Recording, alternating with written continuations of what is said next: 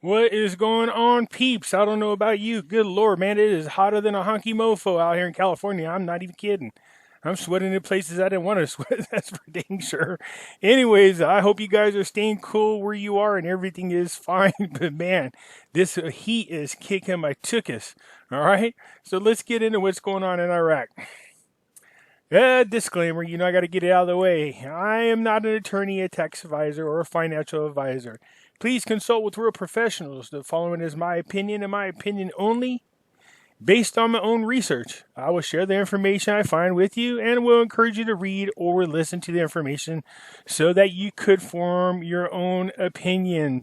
Alrighty, good. Let's get into this. Okay, so look, I did a video yesterday. Oh, what? Wait, quick reminder. Look, I have a Facebook group with the same name as my YouTube channel. I encourage you guys to come and join us. It's one of the fastest groups in Facebook, that's for sure. I will leave a link in the description and encourage you guys to come join us. We talk about everything in here from the Iraqi dinar to the Vietnam dong, you name it, Zim dollar, gold, silver, the whole 9 yards. Okay, so look, I'll leave a link in the description and encourage you to come join us. Okay, as you guys know, the auctions are full steam ahead. They've been going on and they still continue today. All right, so nothing's really changed in the world of auctions. We know that they're not giving away their physical dollars at this present moment, but they have sold 176,526,750 of their oil revenues. Okay, so it's been auctioned off. Also, when it comes to the ISX, it's up and running full speed ahead. And it doesn't look like a whole lot of positive things was happening here. Okay, so let's get out of these right here. Okay, so yesterday, I did a couple of videos, and oh, good Lord, man, people came unglued, man. There are positive and negative stuff. Look, here's the thing. When it comes to the Vietnam dong, I told you some information was shared with me, and then I shared it with you. The reason why I shared it, because normally I wouldn't do that. I don't have no insider person. I don't have anything like that. But my thought is this. This gentleman was nice enough to share with me, and I thought, okay, cool. It wasn't solicited. It wasn't, there was nothing given in exchange. There was no promises, no nothing. It was just, hey, look, this is what I was told. So at first, I was not going to share the information with you guys, okay, because, I don't want to give anybody any kind of false hope. But then another part of me thought this, what if? Okay, so if it happens and I knew about it and I didn't share it with you, and some of you guys would have had an opportunity to take advantage of that knowledge, well, I would have felt like crap. So that's why I shared it with you.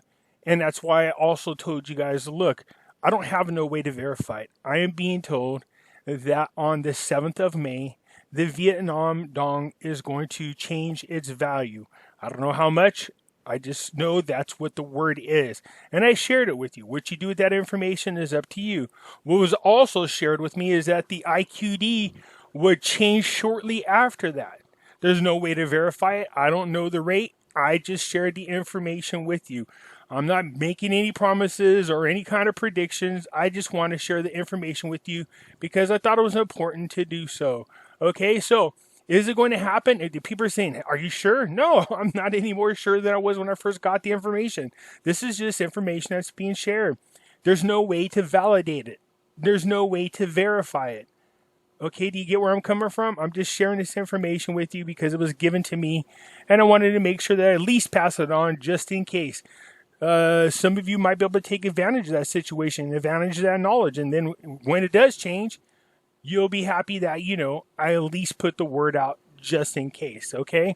So let's get into what's going on in the, over in Iraq with our friend. Now, here's a funny thing. I found out, somebody pointed this out to me, the Z is pronounced with the D, so it's Qaeda Me. I believe that's how you, Al-Qaeda Me is how you pronounce that. So it's not a Z, it's pronounced with the D. I don't know why. It's kind of weird to say with the D now. I'm so used to calling him Al-Qazimi. You know what I mean? So Al-Dimi. Academy, okay? So look, we know that the time is running out. They're getting ready to vote on whether or not to make him the prime minister. He's been going back and forth and has actually gained a lot of support from those individuals we thought were going to give him a hard time and try to block what's going on. So let's see here. A source in the office of the first deputy speaker of the parliament, Al-Kabi, said on Tuesday that a special parliament committee headed by Kabi will discuss tomorrow, Thursday, the ministerial curriculum of Prime Minister designate Al-Qaeda Me. That just sounds funny. Okay, anyway, so Al-Qaeda Me, we'll go with it because that's the right way to say it.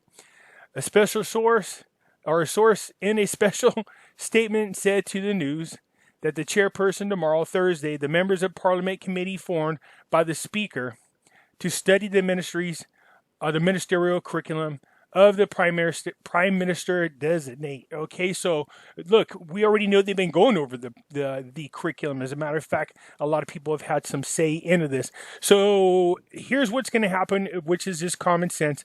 Obviously, if the committee votes on Al-Qaeda Me and his cabinet, his group, whatever you want to call him, his government, and they get voted in, then they take over Mahdi's position in Parliament.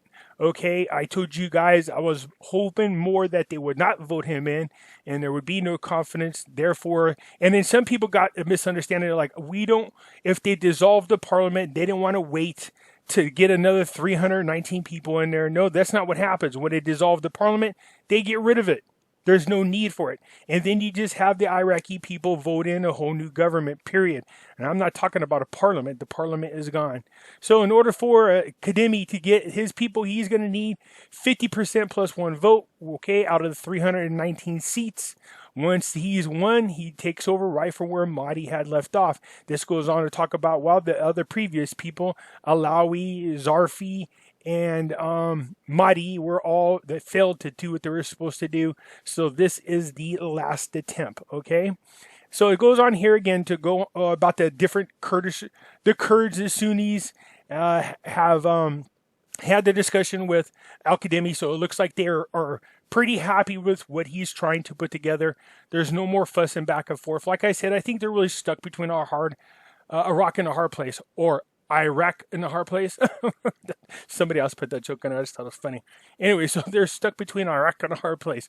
All right. If they vote these people in, this guy has already made it perfectly clear they plan on investigating a lot of the parliament members for fraud and corruption. As a matter of fact, it was nothing but a few days ago when 70 summons and arrests were put out.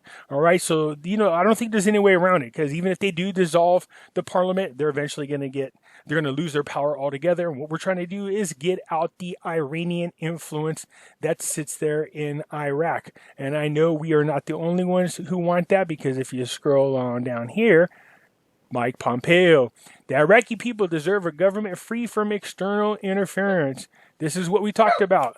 Mike Pompeo said today, Wednesday, the Iraqi people deserve a government free from external interference, while Iraqi leaders demand to move away from sectarian quotas, informing a new government. Okay, so look, we know the United States, the IMF, the United Nations are all supposed to be in Iraq come this June, so we will see what happens, all right? So there's not a whole lot going on. We're just waiting to find out whether our boy here, Al-Qaeda Me, however way you want to pronounce it, gets him voted into Prime Minister.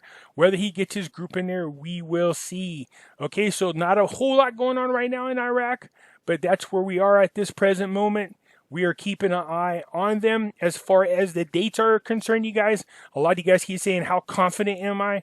You guys, it's not one way or another. It's just, look, I got some information and I'm sharing it with you. There's no way to validate it. There's no way to verify it. But I thought it was important that I share it with you just in case. All right, you guys?